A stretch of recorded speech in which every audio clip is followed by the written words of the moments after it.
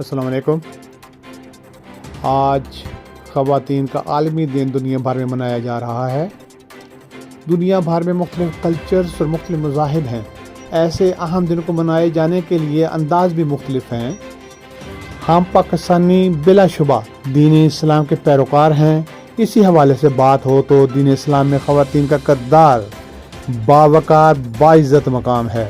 دین اسلام میں عورت بیٹی، بہن، ماں اور بیوی کے مقدس رشتہ سے منسلک ہے۔ ہمیشہ سے ہی خواتین نے اہم ذمہ داریاں بھی نبھانا ہوتی ہیں۔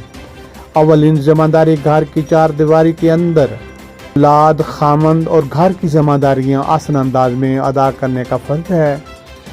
دانش مند شخصیات کے بقول بچوں کی ابتدائی درسگاہ ماں کی گود ہے، یعنی اولاد کی تربیت گاہ دراصل ماں سے شروع ہوتی ہے۔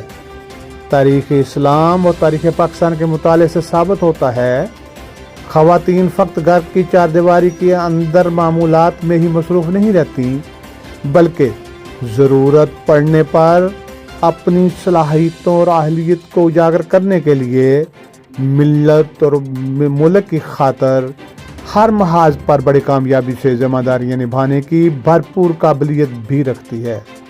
ہر دور میں امن ہو یا جنگ، ایسے حالات میں خواتین کا کردار قابل تحسین تاریخ نے محفوظ کر رکھا ہے۔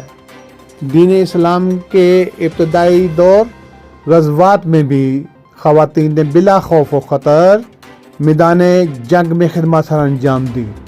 موجودہ دور کی مسلم پاکستانی خواتین کے لیے قابل تقلید ہے۔ موجودہ ترقی اور IT دور نے انسانوں کی زندگی میں آسانیاں عطا کی ہیں، فاصلوں کو سمیٹ دیا، رابطوں کو قریب تر کر دیا ہے۔ آج عالمی خواتین کے دن پر پیغام دینا چاہتا ہوں۔ جدید IT کے ترقی یافتہ دور میں بچوں اور بچیوں پر انتہائی برے اثرات بھی مرتب ہو رہے ہیں۔ ایسے برے اثرات کی وجہ سے بچوں کو زندگی میں پریشانیوں اور دکھوں کے سوا کچھ نہیں ملے گا۔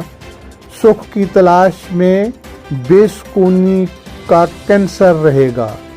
ایسے حالات اور ماحول میں باشعور دانا خواتین کی ذمہ داریاں مزید بڑھ گئی ہیں۔